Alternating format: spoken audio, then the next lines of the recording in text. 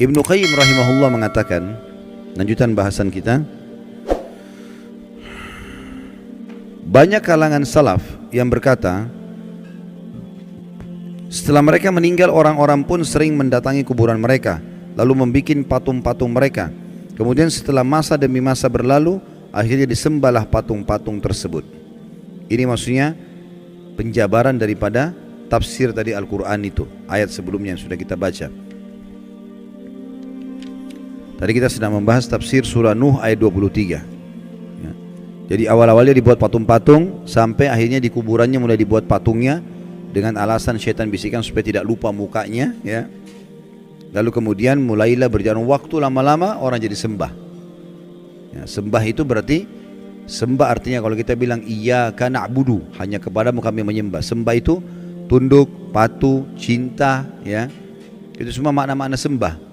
Jadi akhirnya berlebihan pada benda-benda mati seperti ini. Diriwayatkan dari Umar radhiyallahu anhu bahwasanya Rasulullah sallallahu alaihi wasallam bersabda dalam hadis Bukhari Muslim, "La tatruni kama atratin nasara ibn Maryam, innama ana abdun faqulu abdullahi wa rasuluh." Jangan pernah kalian berlebihan dalam memujiku sebagaimana orang-orang Nasrani telah berlebihan memuji Isa putra Maryam. Aku hanyalah seorang hamba, maka katakanlah hamba Allah dan Rasulnya ya. Jadi Nabi Isa itu dulu alaihissalam, kaumnya awal menganggap dia nabi, manusia biasa. Awalnya Hawariyun, sahabat-sahabatnya dulu begitu. Berjalan waktu, mereka mulai menganggap Isa ini manusia suci dan lahir tanpa ayah, berarti dia anaknya Tuhan. Mulai pindah ke situ, namanya gulu, berlebihan. Akhirnya memposisikan Nabi Isa alaihissalam bukan lagi pada posisinya sebagai utusan Allah saja, tapi sudah luar biasa, sampai pada tingkat yang menganggap Isa dan ibunya Maryam alaihissalam adalah Tuhan. Awalnya tidak, tapi lama-lama ke situ. Awalnya cuma oh ini orang soleh, ini nabi. Oh, akhirnya mulailah diinterpretasikan, dijabar-jabarkan. Nah ini kayaknya dia lahir tanpa ayah, berarti anaknya Tuhan nih. Nah berarti ya, supaya kita tidak lupa buat patungnya. Sekarang orang Nasrani banyak tidak sadar, mereka bukan lagi sembah Allah, bukan juga bahkan sembah Nabi Isa, tapi sembah apa? Patung. Ditaruh patung di situ, mengatakan itu patung Nabi Isa, patung Maryam. Patung, gak ada hubungannya sebenarnya. Tapi seperti itulah. Dan apa bedanya dengan kaumnya Nabi Nuh yang tadinya buat patung, awal-awal diminta-minta, lama-lama akhirnya disembah gitu. Sementara Nabi Isa alaihissalam berlepas tangan dengan itu ya. Saya nggak tahu sudah pernah saya bacain belum dalam surah Al-Maidah ayatnya. Belum. Kita buka sekarang Al-Maidah. Kita lihat bagaimana Nabi Isa alaihissalam nanti pada hari kiamat itu kalau tidak salah di ayat 116 ya. Bagaimana Nabi Isa alaihissalam nanti dihakimi oleh Allah. Maksudnya Allah subhanahu wa ta'ala akan mengajak bicara Isa di depan makhluk semuanya, terutama pengikutnya yang menganggapnya sebagai Tuhan. Sudah buka 116? Baik. Saya bacakan, a'udzubillahi minasyaitonirrajim. Wa idh qala Allahu ya Isa ibn Maryam anta qulta lin-nasi ittakhiduni wa ummi ilahaini min dunillah qala subhanaka ma yakunu li an aqula ma laysa li bihaqq in kuntu qultuhu faqad alimta ta'lamu ma fi nafsi wa la a'lamu ma fi nafsik innaka anta 'allamul ghuyub. Dan ingatlah ketika Allah berfirman, hai Isa putra Maryam, maksudnya nanti hari kiamat nih, di depan orang-orang semua, apakah engkau mengatakan kepada manusia, jadikanlah aku dan ibuku dua Tuhan selain Allah? Maksudnya ada Tuhan lain ya, Trinitas yang mereka bilang itu. Isa menjawab alaihissalam, maha suci engkau, tidaklah patut bagiku mengatakan apa yang bukan hakku mengatakannya. Jika aku pernah mengatakan, maka tentulah engkau mengetahui apa yang ada pada diriku, dan aku tidak mengetahui apa yang ada pada diri engkau. Sesungguhnya engkau maha mengetahui perkara-perkara yang gaib. Lalu Nabi Isa mengatakan 117-nya, ma qultu lahum illa ma amartani bihi an i'budullaha rabbi wa rabbakum wa kuntu alaihim syahidan ma dumtu fihim falamma tawaffaitani kunta antar raqiba alaihim wa anta ala kulli syai'in syahid.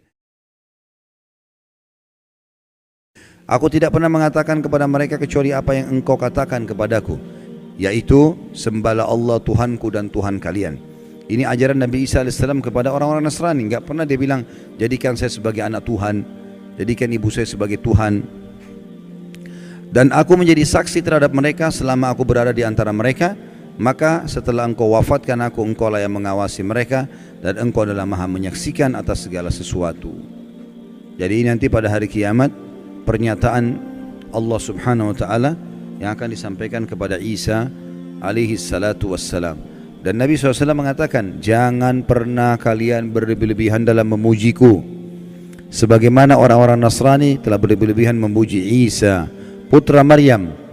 Aku hanyalah seorang hamba. Maka katakanlah hamba Allah dan Rasulnya, ya, Abdullahi wa Rasuluh. Juga sabda Nabi SAW di dalam hadis riwayat Imam Ahmad, Tirmidzi, Ibnu Majah dari Ibnu Abbas radhiyallahu anhuma, bahwasanya Rasulullah SAW bersabda, iyyakum wal gulu fa innama ahlaka man kana qablakumul gulu. Jauhilah oleh kalian sikap berlebihan, karena sungguhnya sikap berlebihan itu yang telah menghancurkan umat-umat sebelum kalian. Jadi ini akan membinasakan, karena kalau ada orang, ada dosa-dosa, ada dua macam Bapak Ibu sekalian, ya. Ada dosa syahwat, dosa yang diikuti dengan hawa nafsu, kayak zina, riba, ya, mencuri. Ini orang yang melakukannya tahu kalau dia salah. Semua orang tahu salah. Mukul orang, gunjing, ambil barang orang lain, dia tahu dirinya salah. Jadi lebih mudah taubat. Tapi yang masalah dosa kedua, namanya dosa syubhat. Syubhat semua dalam hidupnya. Dia pikir dirinya ibadah padahal selagi salah. Ini bahaya sekali. Orang nggak tahu masuk dalam syirik, masuk dalam bid'ah. Dia pikir dirinya ibadah padahal sebenarnya salah. Diingatkan Rasulullah tidak pernah contohkan, nggak apa-apa. Loh kok nggak apa-apa ini? Gimana caranya nggak apa-apa? Nabimu tidak pernah contohin, nggak apa-apa? Gimana?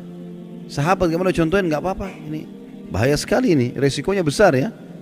Seakan-akan orang mengatakan kalau Rasulullah SAW masih hidup, tidak apa-apa ya Rasulullah, saya kerjain nih. Walaupun anda belum ajarkan. Kira-kira kalau dia bilang begitu depan Nabi, diapain sama Nabi itu? Pasti dia dihardik, ini tidak boleh. Gimana caranya? Ya. Para sahabat saja tidak ada yang berani itu. Ada yang pernah bilang, kan ada beberapa sahabat yang melakukan perbuatan Nabi nggak pernah contohkan. Jangan lupa loh, waktu itu wahyu masih turun. Dan ada dalam sunnah-sunnah Nabi ada namanya kauliyah, perkataan, ada fi'liyah, ada perbuatan, ada takririyah, persetujuan Nabi. Kalau sesuai dengan wahyu, Nabi enggak tegur, Nabi biarin aja. Kalau dilarang, Nabi larang. Karena wahyu lagi proses turun. Kalau sekarang Nabi SAW sudah meninggal, agama Islam sudah sempurna, gitu kan? Untuk apa kita mengatakan boleh kita tambah-tambah? Kan jadi masalah. Syubhat jadi dia. Dia pikir dirinya ibadah padahal lagi salah. Kan ini jadi masalah ini. Habis waktunya bertahun-tahun dalam hal-hal yang tidak ada gunanya, gitu kan? Orang jaga kuburan, di situ dipakai kesyirikan. Orang minta-minta pada jenazah, dianggap dirinya ibadah. Duit ambil dari situ, hidup dari situ, ini kan masalah ini. Jadi banyak orang subhanallah tidak sadar padahal dia masuk dalam dosa syubhat. Dan ini lebih bahaya karena orangnya susah taubat. Dianggap dirinya benar soalnya. Ini masalah ini, ya. Mudah-mudahan Allah selamatkan kita dari situ.